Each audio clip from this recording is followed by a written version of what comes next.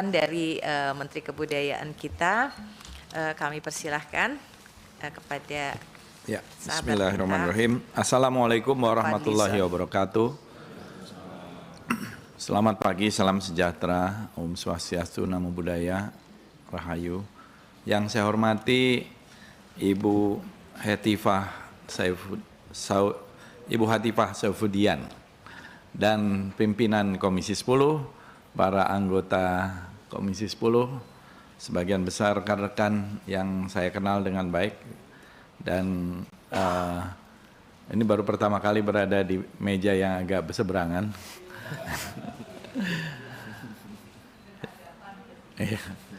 Yang saya hormati para menteri, Pak Profesor Abdul Mukti, Profesor Satrio, para wamen yang hadir tadi telah diperkenalkan. Untuk mempersingkat waktu, saya ingin menyampaikan beberapa hal dalam konteks rapat kerja ini untuk menggambarkan, karena ini adalah satu kementerian baru, maka tentu saja perlu banyak juga perubahan-perubahan terkait dengan struktur organisasi, tata kelola, dan hal-hal lain. Sebagaimana tadi juga disampaikan, karena ini pecahan, jadi tentu saja ada hal-hal yang memang masih menjadi prioritas. Saya ingin mulai dulu, pimpinan, dengan landasan yang ada, yaitu Undang-Undang Dasar 1945, Pasal 28C, hak pengembangan diri melalui pemenuhan kebutuhan dasar memperoleh manfaat seni dan budaya. 28 ayat 3, penghormatan terhadap identitas budaya dan hak masyarakat tradisional. Pasal 32 ayat 1, negara memajukan kebudayaan nasional Indonesia di tengah peradaban dunia dengan menjamin kebebasan masyarakat dalam memelihara dan mengembangkan nilai budayanya. Pasal 32 ayat 2, pemeliharaan bahasa daerah sebagai kekayaan budaya nasional. Saya kira amanat Undang-Undang Dasar 1945 ini sangat jelas, dan kemudian tentu saja melalui proses legislasi telah diturunkan Undang-Undang Nomor 5 2017. Waktu itu saya masih pimpinan DPR, saya kira, dan Komisi 10 yang melahirkan ini, soal pemajuan kebudayaan, sebagai upaya meningkatkan ketahanan budaya dan kontribusi budaya Indonesia di tengah peradaban dunia melalui pelindungan, pengembangan, pemanfaatan, dan pembinaan kebudayaan. Lalu ada rencana induk pemajuan kebudayaan, Indonesia bahagia berdasarkan keanekaragaman budaya yang mencerdaskan, mendamaikan, dan menyejahterakan. Jadi tujuan dari RIPK ini adalah kebudayaan sebagai haluan pembangunan nasional. Lalu ada sejumlah undang-undang, PP, Perpres, dan lain-lain. Namun keberadaan Kementerian Kebudayaan untuk pertama kalinya ini, Bapak-bapak, Ibu-ibu, saudara-saudara, saya kira merupakan komitmen bahwa kebudayaan di dalam pemerintahan Bapak Prabowo Subianto ini menjadi satu hal yang sangat penting dan fokus terutama di dalam membangun identitas, jati diri, karakter yang terkait dengan manusia, pengembangan sumber daya manusia Indonesia, dan juga bagaimana kebudayaan menjadi landasan di dalam perumusan program pembangunan, meningkatkan identitas nasional dan sebagai perkat atau binding power. Jadi ada narasi strategis ini, kebudayaan juga sebagai pemersatu, sebagai kekuatan ekonomi, sebagai kekuatan diplomasi, sebagai pembentuk jati diri bangsa. Dan 4 pilar kebudayaan ini yang saya kira kita coba rumuskan, bisa digambarkan di dalam slide berikutnya, yaitu kebudayaan yang mengikat keindonesiaan, internalisasi nilai di dalam pendidikan, ekonomi budaya dalam bentuk produk, ekspresi budaya, dan juga industri inovasi di dalamnya, film, musik, digital media, media-media baru, video game, animasi, seni pertunjukan, seni visual, dan lain-lain, dan juga budaya sebagai soft power untuk meningkatkan citra dan pengaruh Indonesia di tataran global.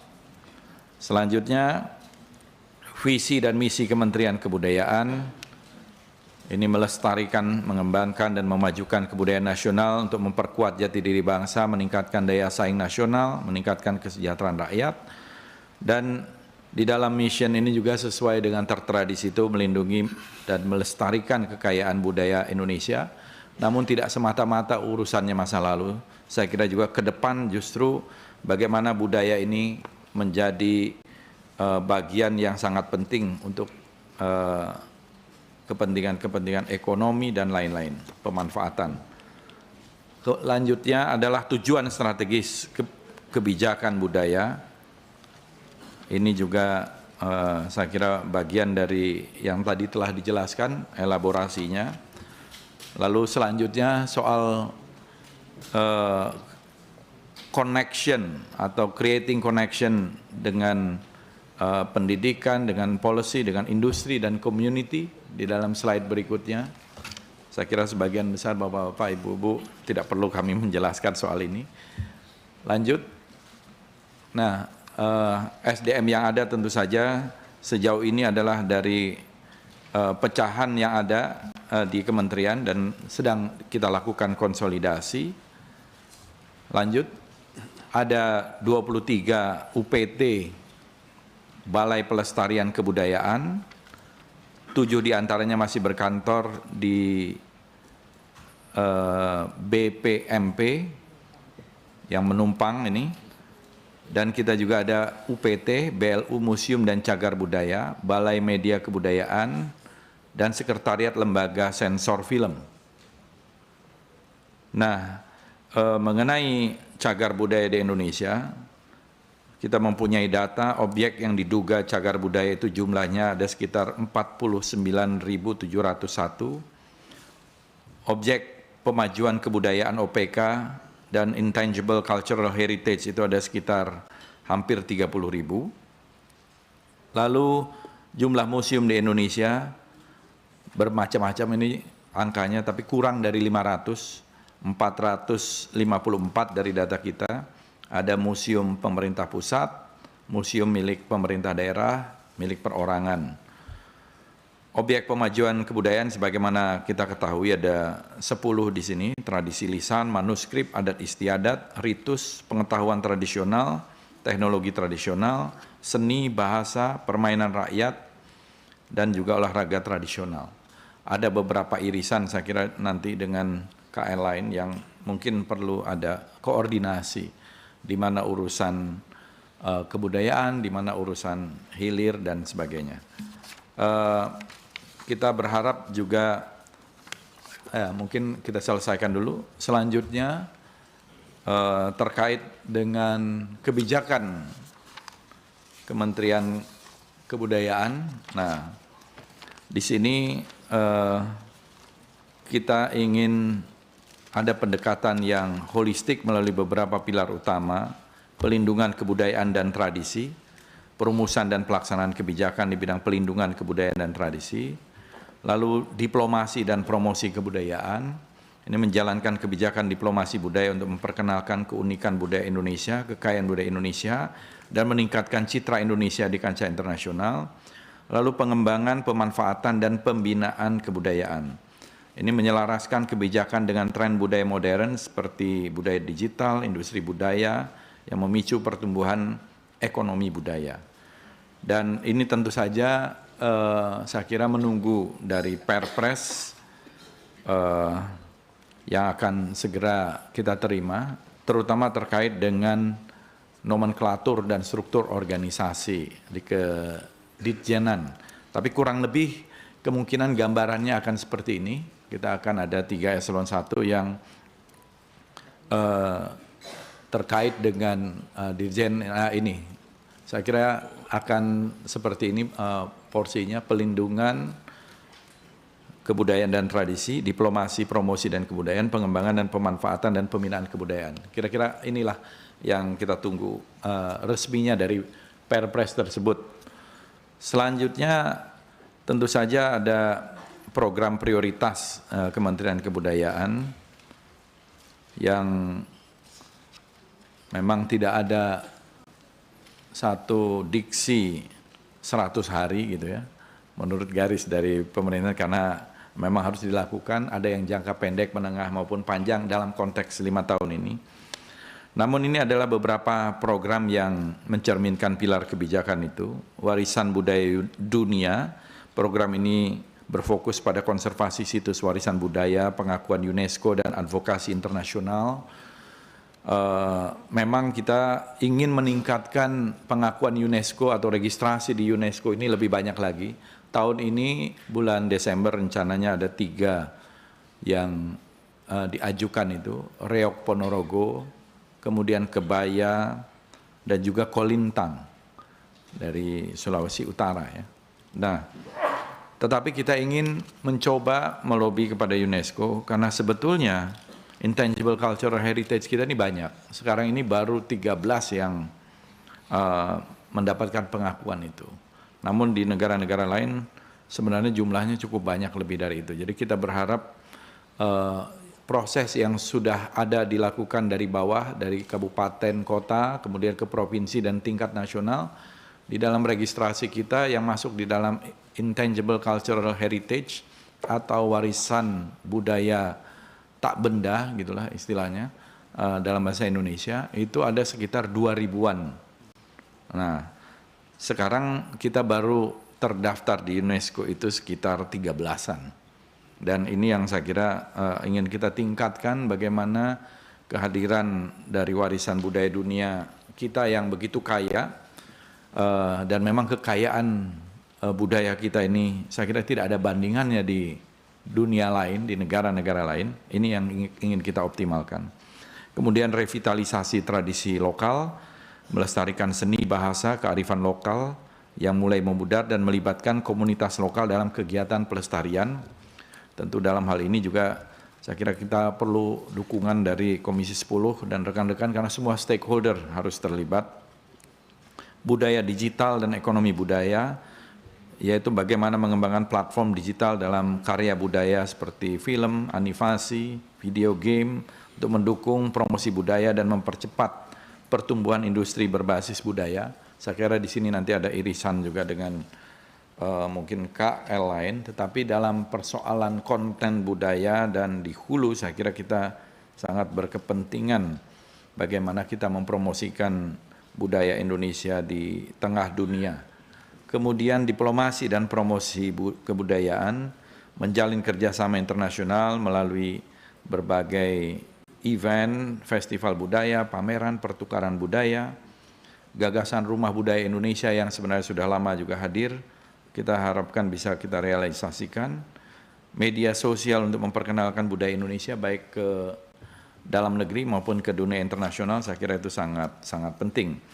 Ada beberapa hal yang dalam beberapa hari ini kita coba untuk pikirkan, dan memang banyak program yang sedang juga dijalankan, baik kita di dalam BLU MCB itu, Museum dan Cagar Budaya itu kan ada 18 museum dan 32 cagar budaya, termasuk di dalamnya juga ada Candi Borobudur, Candi Prambanan, dan lain-lain. Nah, selanjutnya ini saya kira adalah ya beberapa contoh hal yang saya kira bisa dalam waktu dekat bisa terus dilakukan. Kajian revitalisasi dan digitalisasi koleksi museum, bagaimana ada standarisasi terhadap museum, baik museum milik pemerintah, provinsi, maupun museum-museum milik swasta dan perorangan, dan mendigitalisasi koleksi-koleksi yang ada di museum itu dengan narasi-narasi yang ada. Lalu repatriasi benda bersejarah atau cagar budaya, repatriasi ini sudah berjalan, bahkan sudah puluhan tahun berjalan. Dan sejak awal kita merdeka juga sudah mulai diproses sebenarnya repatriasi benda-benda ini. Dan terus di dalam proses itu kita menerima artefak dan benda-benda bersejarah yang dulu diambil oleh kolonial, baik itu Belanda, Inggris, Prancis juga pernah menjajah kita ya, Netherlands, France, Indies itu ketika zaman Napoleon, Daendels, kemudian juga Jepang dan lain-lain. Tetapi memang yang terbanyak tentu saja Belanda dan Inggris. Nah, Belanda sudah ada MOU untuk proses pengembalian itu, tetapi Inggris sampai sekarang tidak mau mengembalikan. Padahal termasuk yang paling banyak. Kalau kita lihat Bu Esti itu dalam peristiwa Geger Spey di tahun 1812 itu Raffles itu melakukan satu perampokan terhadap keraton Yogyakarta sampai 4 kapal. 2 kapal itu kemudian tenggelam. Nah, selebihnya kemudian sekarang berada di British Museum dan juga di British Library, termasuk ratusan manuskrip yang sampai sekarang tentu saja belum ada yang kembali. Itu sebagai contoh, dan kita akan lakukan terus upaya-upaya pendataan dan permintaan repatriasi ini. Revitalisasi museum daerah dan taman budaya, meskipun ini bukan berada di dalam domain Kementerian Kebudayaan, tetapi kita akan mendukung mungkin dengan kerjasama Kementerian Dalam Negeri dan pemerintah provinsi, pemerintah kabupaten kota, agar museum-museum di daerah dan taman-taman budaya bisa memenuhi standar yang bagus dan bisa menjadi tempat yang menjadi satu enclave kebudayaan. Pemugaran situs Muaro Jambu yang sekarang ini sedang berlangsung dalam proses. Sangiran ini sebagai pusat prasejarah dunia, saya kira tidak ada yang mengalahkan Sangiran ini secara artefak, dan ini juga salah satu yang menunjukkan bahwa Indonesia adalah peradaban tertua di dunia gitu ya. Dari artefak fosil dan lain-lain. Di sini di Sangiran dan juga di sekitarnya saya kira banyak kita menemukan situs-situs yang penting, termasuk artefak-artefak yang penting menunjukkan bahkan sebelum kita menjadi Homo sapiens sudah ada Meganthropus paleojavanicus, ada Pithecanthropus erectus, Homo erectus yang usianya 2 juta tahun, 1 sampai 1,8 juta tahun dan lain-lain. Menunjukkan bahwa kita ini adalah yang tertua. Saya kira teori ini juga harus kita challenge yang di barat itu, bahwa seolah-olah Homo erectus itu berjalan dari Afrika kemudian menuju Jawa dan punah di Jawa. Mungkin justru sebaliknya, dari Jawa kemudian ke utara ke Afrika gitu ya. Kemudian kita melihat juga dari beberapa hal yang bisa dalam waktu dekat itu, kita lihat ada Lokananta sebenarnya ini mempunyai potensi yang besar untuk lebih cocok di Kementerian Kebudayaan. Ini ada di kelola sekarang, kita bisa mengisi, sudah direnovasi dan sudah cukup baik gitu, tinggal bagaimana bisa ada museum musik gitu, karena tidak ada sekarang ini museum musik kecuali ada yang swasta di Jawa Timur ya, tapi dalam skala nasional bisa menampung, karena ini juga treasure. Di sini banyak saya kira musisi, tapi kita bisa mengumpulkan kalau untuk musik artefak-artefaknya cukup banyak, baik itu Lokananta maupun yang lain-lain, baik dalam bentuk shellac, vinyl, dan juga kaset-kaset, reel tape dan sebagainya. Museum Sastra ini sudah kemarin dirintis meskipun tidak melalui tentu APBN, tapi kerjasama dengan komunitas. Dalam hal ini juga artefak dari para penulis-penulis, penyair-penyair, mesin tiknya, kacamatanya, tulisan-tulisan tangannya, puisi-puisi, dan drama-dramanya dari Asrul Sani dan lain-lain sudah berada di situ. Ada juga Museum PDRI yang sebenarnya sudah lama belum berfungsi. Ini juga dulu di Kemendikbud Ristek ya. Nah, kita akan mencoba untuk meresmikan ini supaya ini bisa berjalan, karena rencananya ini juga kerjasama dengan 7 kementerian lembaga, nanti ada Kementerian Pertahanan dan lain-lain, tapi ini bisa menjadi kick off gitu ya. Yang saya kira juga belum pernah ada, kita kalau situs candi dan lain-lain sudah banyak, tetapi sebagai negara muslim yang terbesar di dunia, tapi kita belum mempunyai museum semacam peradaban Islam di Indonesia, yang unik gitu ya. Bagaimana masuknya Islam ke Indonesia ini agak unik, khas gitu ya. Dan juga ada kerajaan-kerajaan, kesultanan-kesultanan dari Samudra Pasai, Demak, Cirebon dan lain-lain, ini belum ada. Wali Songo, akulturasi budaya dengan budaya-budaya sebelumnya, ada wayang, keris yang, jadi ini saya kira kita juga memerlukan dan perlu memikirkan ini, perlunya ada, karena juga tuntutan mungkin bisa bekerja sama juga dengan tentu saja kalangan komunitas, private sector, dan bahkan internasional. Museum Anak Indonesia, tadi juga amanat dari OPK tadi, permainan-permainan tradisional dan lain-lain. Lalu juga peningkatan jumlah WBTB Indonesia yang sekarang ini 2.213, kita harapkan ini bisa kita perbanyak lagi dan mungkin kita mempunyai list yang bisa diakses oleh publik dan meningkatkan kesadaran budaya kita bagaimana di setiap daerah, di setiap kabupaten, kota, provinsi yang memang memenuhi standar itu. Peningkatan nominasi ICH dan World Heritage UNESCO di tingkat internasional, lalu Rumah Budaya Indonesia yang juga sebenarnya gagasan lama yang perlu kita realisasikan. Mungkin beberapa dulu seperti di Belanda yang mungkin sudah ada asetnya, ini harus kerjasama dengan Kementerian Luar Negeri. Di Afrika Selatan yang mempunyai diaspora Indonesia sampai 2 juta sebenarnya, tetapi kita tidak mempunyai cukup platform untuk bagaimana diaspora yang 2 juta di Afrika Selatan itu bisa mengenal kembali budaya Indonesia. World Culture Forum mungkin satu saat supaya kita bisa menjadi ibu kota budaya dunia. Tahun depan ada Asia Africa Cultural Forum, revitalisasi penguatan ekosistem warisan budaya dunia, peningkatan jumlah desa pemajuan kebudayaan, desa-desa yang unik, saya kira ini dengan Kementerian Desa, pengembangan wilayah adat menjadi ruang interaksi pemajuan kebudayaan, lalu analisis dampak kebudayaan, ini Heritage Impact Assessment, terutama yang situsnya statusnya World Heritage ya, seperti Borobudur, kita memang sekarang ini akan datang delegasi dari UNESCO untuk melihat, mereka melihat Heritage Impact Assessment. Jadi harus ada juga mungkin analisis dampak kebudayaan, AMDAL kebudayaan semacam itu.